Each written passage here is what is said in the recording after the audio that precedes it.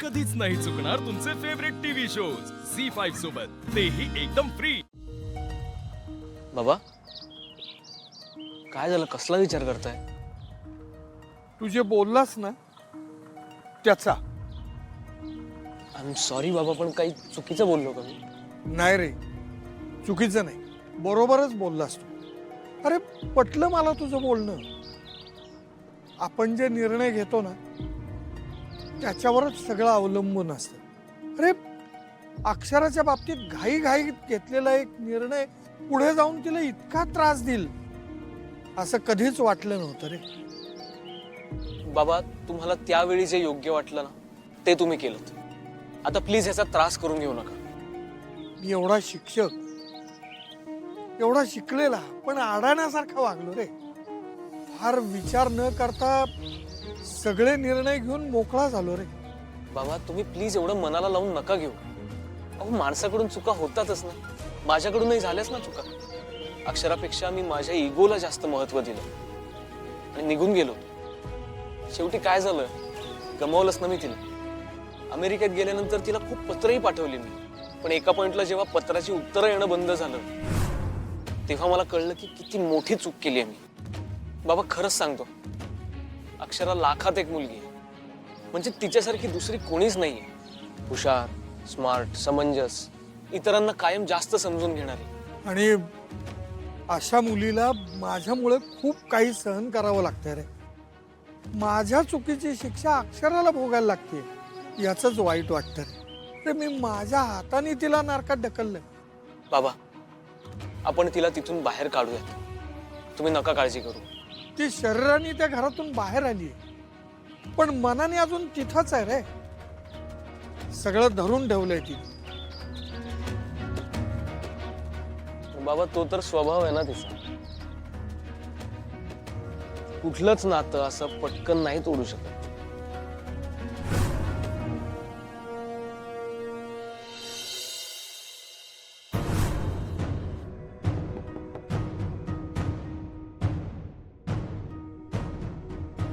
हा बोला मॅडम। काय बोला? म्हणजे तुम्ही बोललं पाहिजे का नाही? हा तुम्ही तर बोलणंच बंद केलंय। म्हणजे मला कळालं नाही। म्हणजे आम्ही फोन केला नाही तर तुम्ही बी फोन केला नाही। हा इतर वेळी रोकडची गरज असली की बरोबर फोन करता की आम्हाला। सॉरी मॅडम, ते जरा कामात होते। कसल्या कामात? काही नाही, हेच रोजची घरगुती कामं। आणि आमच्या कामाचं काय? काय काम? म्हणजे आता काम काय आहे याची बी आम्ही आठवण करून द्यायची काय? नाही नाही, तसं नाही मॅडम। लय दिवस झाले तुमचा काही फोन नाही, काय नाही। तुमच्या घरात काय चाललंय याच्या खबरा बी तुम्ही आम्हाला दिला नाही। आम्ही सांगितलं होतं ना तुम्हाला, हिराबाई तुमची बहीण काय काय करते याच्या मिनिटाच्या खबरा आम्हाला तुम्ही दिल्या पाहिजे म्हणून। काय हो बरोबर आहे। नाही तुम्हाला जमत नसेल तर सांगा आम्हाला, तसं आम्ही दुसरं कुणाला तरी सांगू। नाही नाही नाही मॅडम, मी कुठे असं म्हणाले की मला जमणार नाही म्हणून। पण काम जमतंय असं तरी आम्हाला काही वाटत नाही। पैसे घेऊन जे तुम्ही गायब होताय, काय तोंड दाखवत नाही, मग आम्ही तरी काय समजायचं काय? नाही मॅडम, ॲक्च्युली काय आहे की सासरच्या कामात जरा गुरफटले होते, बस बाकी काही नाही। पण ह्याच्या पुढे मी सगळे अपडेट्स नक्की देईन तुम्हाला। हां पण कधी? आम्ही विचारल्यानंतर? नाही मॅडम, तसं नाही, म्हणजे इथे वातावरण शांतच आहे म्हणून मी तुम्हाला काही फोन नाही केला। शांत होतं म्हणजे वादळापूर्वीची शांतता आहे का ही? नाही, तसं काही वाटत नाही। काय ॲक्च्युली जिजूंना भेटून आल्यापासून ताई शांतच आहे, काहीच बोलली नाहीये। शांत आहे म्हणजे त्यांच्या डोसक्यात काहीतरी चाललं असेल की? नाही, माहित नाही। मग माहिती करून घ्या। माहित नाही म्हणजे काय? आम्ही तुम्हाला एवढे पैसे देतोय ते काय असंच? हा आमच्याकडे काय पैसे जास्त झालेत काय? नाही नाही, तसं नाही, बरोबर आहे तुमचं। ते ब्रेकिंग न्यूज काहीच नव्हती ना, म्हणून फोन नाही केला तुम्हाला। मी एक काम करते, मी घरी जाते आणि मग परिस्थिती काय आहे ते बघून तुम्हाला फोन करते। हां घरी जाईन म्हणजे तुम्ही तिथं नाही होय? नाही नाही, मी तिकडेच आहे। मी आता कामासाठी बाहेर आलीये म्हणून म्हटलं तसं. ठीक आहे, तुम्ही करा तुमचं काम, पण आपलं काम जरा ध्यानात असू द्या. काय कसं आहे, सगळ्या खबरा आम्हाला बाहेरूनच मिळाल्या, तर मग तुमची काय गरज आम्हाला, नाही का? नाही नाही मॅडम, तुम्ही काळजी करू नका, मी सगळ्या खबरा देते तुम्हाला. ठीक आहे, आमच्यावर फोन करायची वेळ येऊ देऊ नका, म्हणजे झालं काय. नाही मॅडम, मी काम करते माझं. हं.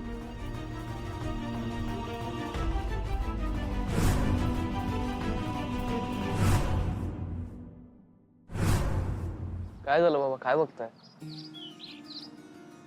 किती ओळखतोस तू अक्षराला? अहो, लहानपणापासूनची मैत्री आहे आमची, बेस्ट फ्रेंड आहे ती माझी, आणि खरंच खूप घट्ट मैत्री आहे आमची. मी कधी एकदा भारतात परत येतोय आणि तिला भेटतोय असं झालं होतं मला.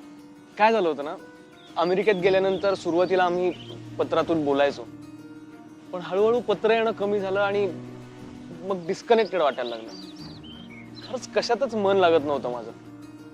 तिकडच्या मित्रमैत्रिणींनाही भेटायचो मी, पण कशातच मन रमत नव्हतं. नंतर 2-3 जॉब सुद्धा स्विच करून बघितले. मला वाटलं नवीन ठिकाणी गेल्यावर, नवीन जॉब घेतल्यानंतर जरा बरं वाटेल, पण कसलं काय, उलट आणखी उदास होत गेलो. असं वाटायचं आयुष्यात काय अर्थच राहिला नाही आता. इतका तडकाफडकी अमेरिकेला का निघून आलो?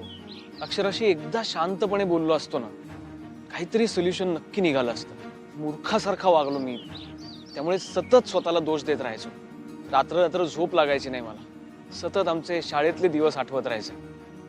मला आठवतं, अक्षरा शाळेत सगळ्यात पुढे असायची. म्हणजे गृहपाठ पूर्ण करणं असू दे, स्पोर्ट्स असू देत, वक्तृत्व स्पर्धेत तर दरवर्षी नंबरात यायची ती.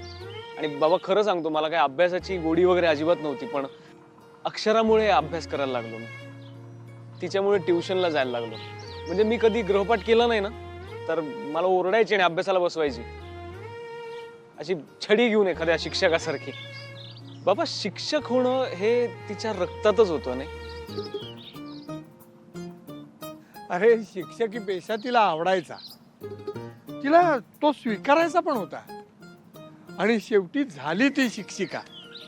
बाबा, अक्षरा मला ओरडायची, फार छान वाटायचं मला तेव्हा. मग हळूहळू आम्ही मोठे झालो आणि मग मला जास्तच आवडायला लागली ती. मी अनेक वेळा तिला हिंट्स दिल्या, पण तिला कधी कळल्याच नाहीत त्या. मग जेव्हा अमेरिकेत जायची वेळ आली, तेव्हा मला खरंच तिला इथे सोडून जायचं नव्हतं. खूप समजावलं मी तिला, अमेरिकेत चल माझ्याबरोबर, तुला काय करायचंय ते कर, शिकायचं ते शिक. पण ती नाही म्हटली, कारण तिला हा देश सोडून, तुम्हा सगळ्यांना सोडून यायचं नव्हतं. खूप राग आला होता मला तेव्हा, इगो हर्ट झाला होता माझा. मी तिला म्हटलं, तुला नाही यायचं ना, नको येऊस, मी जातो, तुझ्यासारख्या भरपूर मुली मिळतील मला तिकडे, असं रागात बोलून गेलो होतो मी. पण तिकडे गेल्यावर कळलं की अक्षरासारखी कोणीच नाही. तिकडे खूप मुलींची मैत्री झाली माझी, पण मला असं लक्षात आलं की मी त्या सगळ्या मैत्रिणींमध्ये फक्त अक्षराला शोधतो. झी5 ॲप डाउनलोड करा आणि पहा सर्व एपिसोड्स एकदम फ्री.